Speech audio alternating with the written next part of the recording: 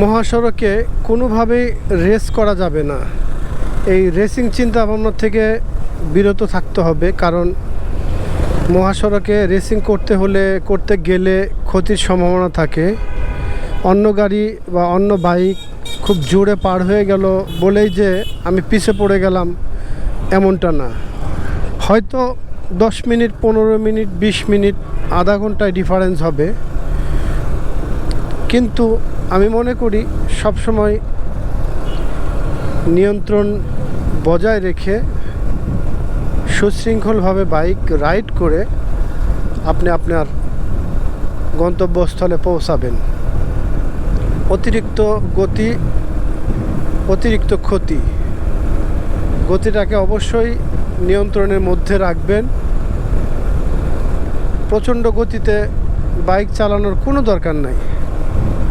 এই যাবৎ পর্যন্ত যতগুলো অ্যাক্সিডেন্ট হয়েছে, বাইক অ্যাক্সিডেন্ট মূলত এই প্রচণ্ড গতির কারণে।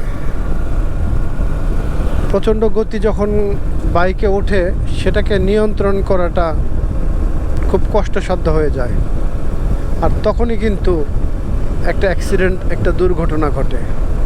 আর একটা অ্যাক্সিডেন্ট, একটা দুর্ঘটনা সারা জীবনে কান্না। অবশ্যই এটা মাথায় রাখবেন। তো বন্ধুরা, আজকের ভিডিওটা আমি এখানে শেষ করতে যাচ্ছি।